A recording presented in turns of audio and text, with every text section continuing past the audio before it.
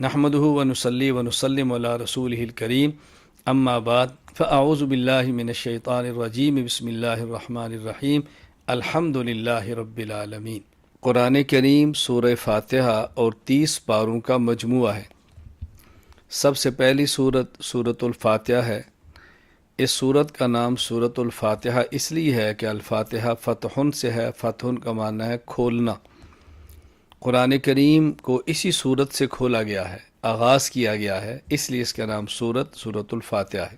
اس سورۃ الفاتحہ کا دوسرا نام ام الکتاب ہے، اور اس کی اہم وجہ یہ ہے کہ سورۃ الفاتحہ پورے قرآن کریم کا خلاصہ ہے۔ قرآن کریم میں اللہ تعالیٰ نے 6 مضامین کو بیان فرمایا ہے۔ نمبر 1 توحید، نمبر 2 رسالت، نمبر 3 قیامت، نمبر 4 احکام، نمبر 5 ماننے والے، نمبر 6 نہ ماننے والے۔ اور ان تمام مضامین کو تفصیل سے 30 پاروں میں بیان فرمایا، اور اختصار کے ساتھ اس کو سورۃ الفاتحہ میں یوں بیان فرمایا: الحمد للہ رب العالمین الرحمن الرحیم، اس میں توحید کو بیان کیا۔ مالک یوم الدین، اس میں قیامت کو بیان کیا۔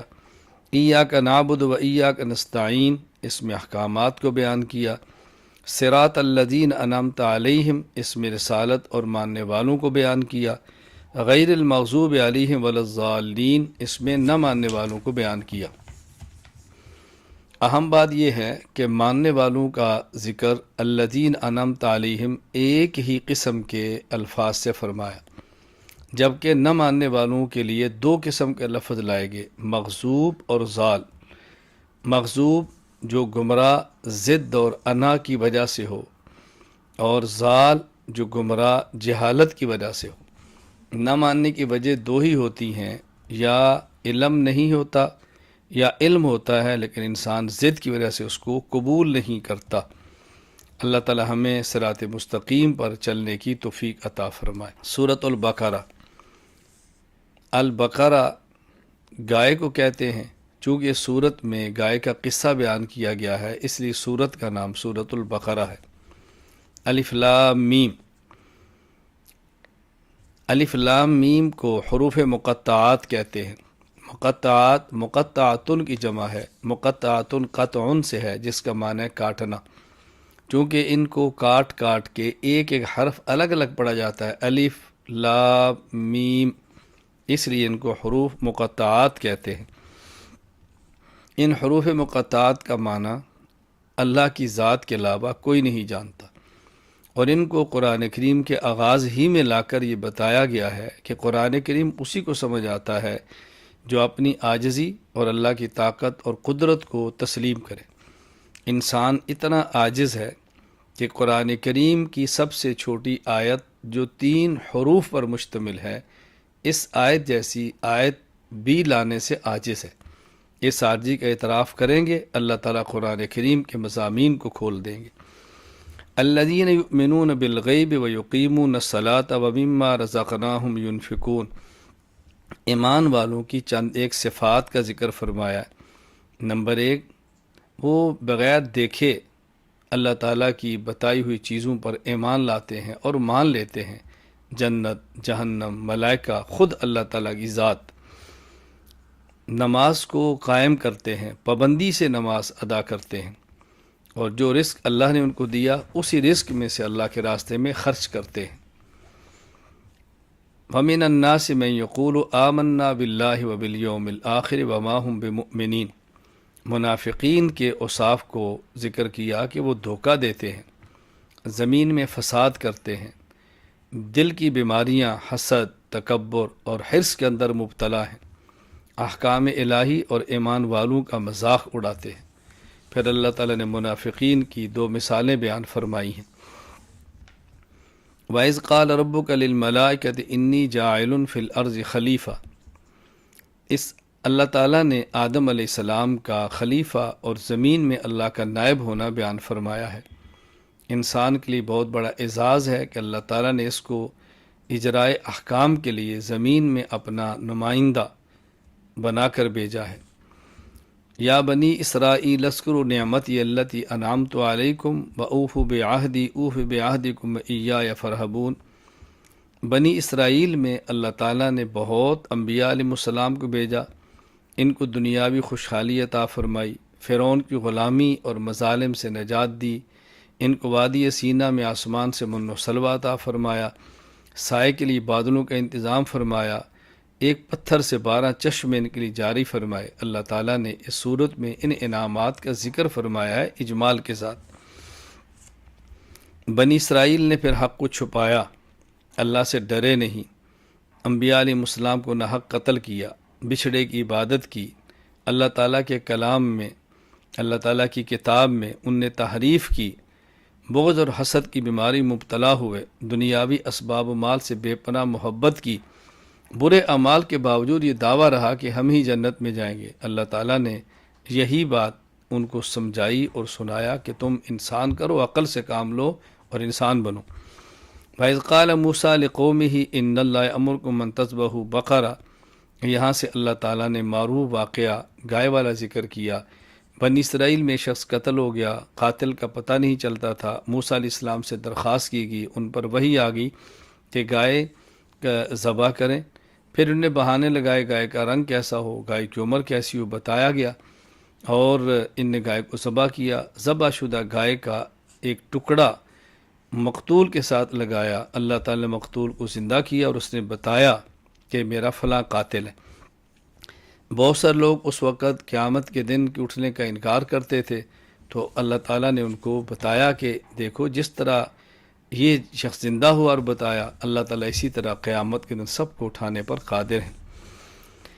فما انزل علی الملکین ببابل ہاروت و ماروت وما يعلمان من احد حتى يقولا انما نحن فتنة فلا تکفر۔ ہاروت اور ماروت، ان کا قصہ بیان کیا۔ یہ 2 فرشتے تھے، اللہ تعالیٰ نے ان کو امتحان کے لیے بھیجا، یہ جادو سکھاتے اور بتاتے کہ تم نے جادو نہیں کرنا، اس انسان کفر کے اندر مبتلا ہو جاتا ہے، یعنی کفر تک پہنچ جاتا ہے۔ اور جادو میں اور وحی میں فرق کیا ہے، اس کو عملاً سمجھانے کے لیے اللہ تعالیٰ نے یہ 2 فرشتے نازل فرمائے۔ یا ایھا الذین آمنوا لا تقولوا راعنا وقولوا انظرنا واسمعوا وللکافرین عذاب علیم۔ اس آیت میں ایمان والوں کو بتایا کہ وہ کلمات نہ کہو جو کلمات شبہ کے اندر ڈالیں۔ یہود کی گندی عادت یہ تھی کہ وہ رسول اکرم صلی اللہ علیہ وسلم کو راعنا کہتے، اور راعنا کہتے وقت اپنی زبان کو تھوڑا سا ٹیڑھا کر کے یوں کہتے راعینا۔ راعی کا معنی ہوتا ہے چرواہا، تو مسلمان بھی ان کو دیکھے راعنا کہتے، تو مسلمانوں کا مقصد یہ تھا کہ رائنا یعنی ہماری طرف توجہ فرمائیں، لیکن یہود رائنا کہتے تو ان کے ذہن میں ہوتا کہ ہمارے چرواہے الیاذ باللہ، تو مسلمانوں کا ایسا لفظ استعمال کرنے سے منع کر دیا گیا جو شبہ کے اندر مبتلا کرتا ہو۔ اس لیے فرمایا کہ تم رائنا کہنے کی بجائے انظر نہ کہا کرو، تو یہ تمہارے لیے زیادہ بہتر ہے۔ وَلِلَّهِ الْمَشْرِقُ وَالْمَغْرِبُ فَأَيْنَمَا تُوَلُّوا فَثَمَّ وَجْهُ اللَّهِ إِنَّ اللَّهَ وَاسِعٌ عَلِيمٌ۔ یہودیوں کا قبلہ بیت المقدس تھا، مشرکین بیت اللہ کعبہ کو قبلہ مانتے تھے، مسلمان بھی بیت اللہ کی طرف رخ کر کے نماز پڑھتے تھے۔ اور تو یہودیوں کو اسے تکلیف ہوتی کہ مسلمان مشرکین والا کعبہ بیت اللہ کیوں قبلہ بناتے ہیں۔ کچھ وقت کے لیے اللہ تعالیٰ نے مسلمانوں کو بھی بیت المقدس کی طرف منہ کر کے نماز پڑھنے کو حکم دیا، تو اسے یہود بہت خوش ہوئے اور کہنے لگے دیکھو مسلمان نے ہمارا قبلہ مان لیا، آہستہ آہستہ ساری باتیں ہماری مانیں گے۔ اللہ نے فرمایا کہ مشرق اور مغرب اللہ کا ہے، اللہ جس طرف چاہے حکم دے دیں، اس میں تمہیں خوش ہونے کی ضرورت نہیں ہے۔ یہاں ایک مسئلہ یہ بھی سمجھ آیا کہ جس طرف بھی انسان چہرہ کرے وہاں اللہ موجود ہے، یعنی اللہ تعالیٰ خاص عرش پر یا کعبہ کی طرف نہیں، بلکہ اللہ تعالیٰ ہر طرف اور ہر جگہ موجود ہیں۔ اللہ تعالیٰ اپنے موجود ہونے میں خاص جہت اور مکان کے محتاج نہیں ہیں۔ وَإِذِ ابْتَلَىٰ إِبْرَاهِيمَ رَبُّهُ بِكَلِمَاتٍ فَأَتَمَّهُنَّ قَالَ إِنِّي جَاعِلُكَ لِلنَّاسِ إِمَامًا۔ اہل کتاب حضرت ابراہیم علیہ السلام کی عظمت کو تسلیم کرتے اور اپنی نسبت ان کی طرف کرتے، اور مشرکین بھی اپنی نسبت ابراہیم علیہ السلام کی طرف کیا کرتے تھے۔ اللہ تعالیٰ نے بتایا کہ ابراہیم علیہ السلام کو اللہ نے امتحان کے اندر ڈالا، کئی ایک امتحانات ان کے لیے، ابراہیم علیہ السلام تمام امتحانات میں کامیاب ہوئے، تو اللہ تعالیٰ نے ان کو امام، رہنما اور مقتدا ہونے کا اعزاز بخشا۔ تو ابراہیمی تو وہی ہو سکتا ہے جو حضرت ابراہیم علیہ الصلاۃ والسلام کی ملت پر چلے، ابراہیم علیہ الصلاۃ والسلام کی ملت کے مطابق زندگی گزارے۔ وہ شرک پرستی سے بیزار تھے، کبھی زندگی میں جھوٹ نہیں بولا، ہمیشہ اللہ ہی کے سامنے سر جھکایا۔ تو تم بھی اسی طرح کرو، اگر تم ابراہیمی ہو تو یہ درس دیا گیا۔ فَإِنْ آمَنُوا بِمِثْلِ مَا آمَنْتُمْ بِهِ فَقَدِ اهْتَدَوْا۔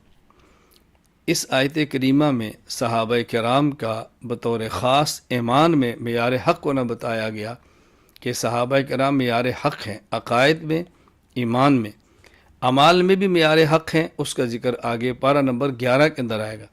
تو صحابہ کرام معیار حق و صداقت ہیں، وہی عقائد قابل قبول ہوں گے جو صحابہ کرام والے ہیں۔ جو صحابہ کرام والے عقائد پر نہیں چلتا وہ غلط ہے، گمراہ ہے۔ صحابہ کرام والے عقائد کو اپنانا بے حد ضروری ہے۔ اللہ تعالی ہمیں صحابہ کرام رضی اللہ تعالی مجمعین کے تمام عقائد اپنانے کی توفیق عطا فرمائے۔ وآخر دعوانا ان الحمد للہ رب العالمین۔